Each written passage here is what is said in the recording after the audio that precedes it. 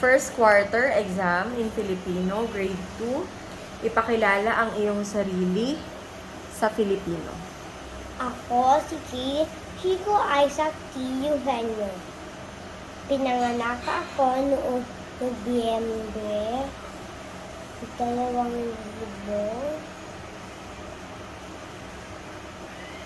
Ikawalo Ikawalo ng Nobyembre. ng Nobyembre. Taong Taong 8 gulang. nakatira. Nakatira ako sa Pembo, lungsod ng Taguig.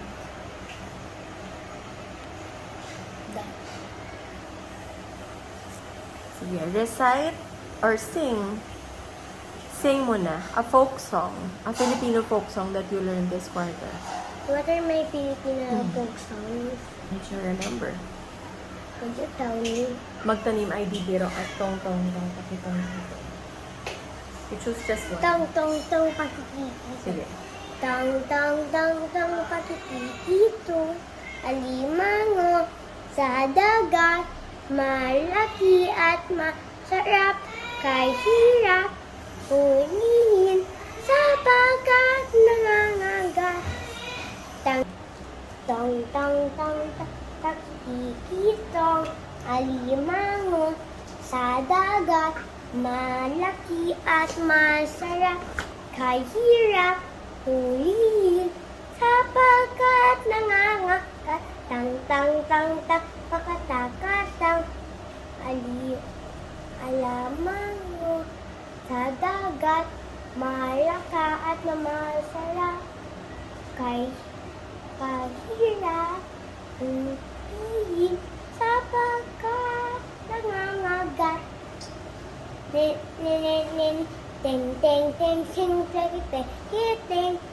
alimenge, sedigit, melikiit, sarip, kahirip, ulihin, sapagkat nangangigit.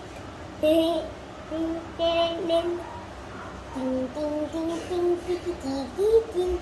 alimenge, sedigit, milikit, sirip, hihirip, ulihin, sapagkat na nanginigit.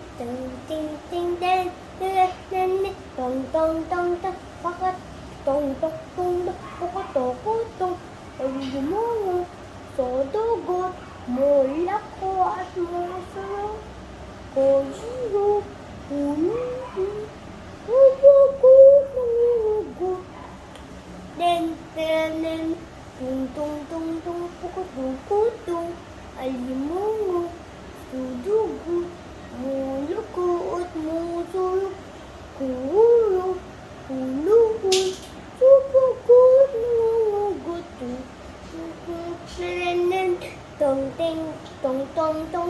Pakikikito, alimango sa dagat, malaki at masarap, kay hirap hulihin, sapagkat nangangagat.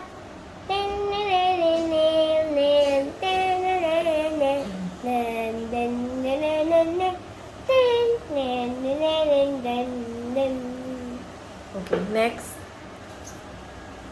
is i-recite mo yung tula na Pabula ng Kwago at ng Alitaptap. Pabula ng kwago at ng Alitaptap.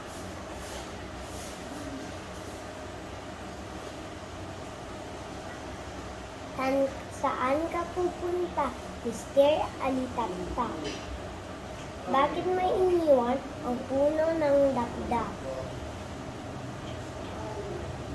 Professor. Professor Kwago, ang aking liwanag, Munti.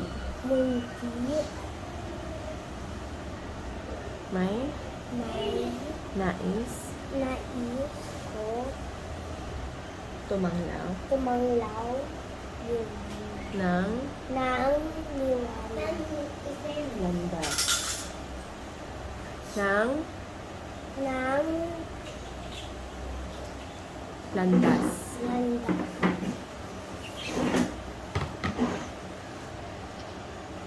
Okay, next. Wait lang. May pupunta ako. Para kay Shiny. Okay. Basahin ang libro. Go. Ang prinsipe ng mga ibon. Noong unang panahon, merong isang kilala sa kabitan. Prinsesa Sisi ang kanyang pangalan. Madalas siyang lapitan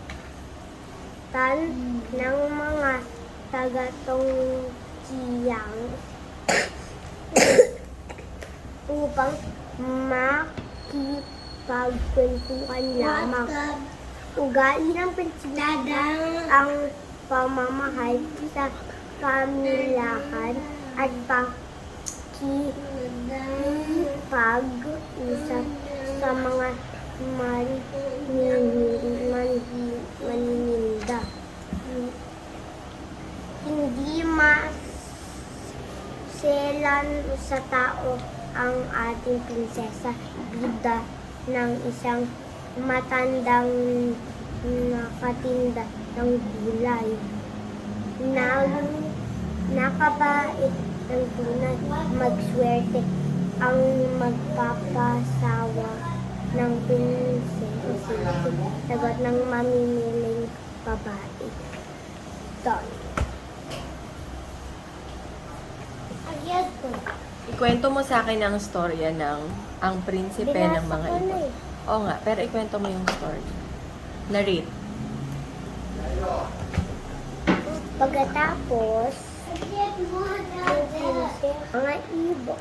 Go. Ang prinsipe ng mga ibon, noong unang panahon, may prinsesa. Ang pangalan, Prinsesa Sing-Sing. Lahat ng mga tao, kilala siya. Yung ugali niya ay nakikipag-usap sa mga nagtitinda at palagi masaya. Yung isang matanda na nagtitinda, nag-uusapan para dun sa prinsesa. Pagkatapos, wala naman silang balita na wala pa yung prinsesa na ime-marry. Yung Harry, hindi na makahintay, so sinabi niya na dapat magano na yung prinsesa.